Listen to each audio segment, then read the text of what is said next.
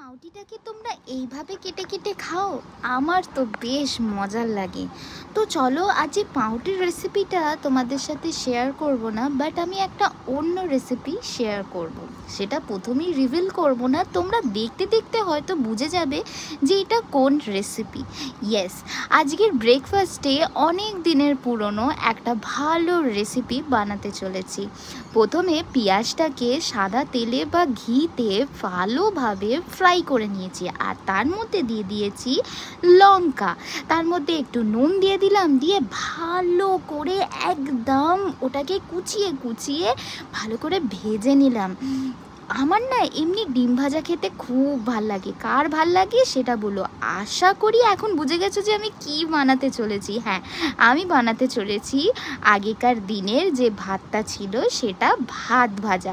কাদের কাদের ভাত ভাজা খেতে ভালো লাগে সেটা আমাকে নিশ্চয়ই কমেন্টে জানিও। আগের দিনে আমি বানিয়েছিলাম পনির, ভাত আর রুটি। এই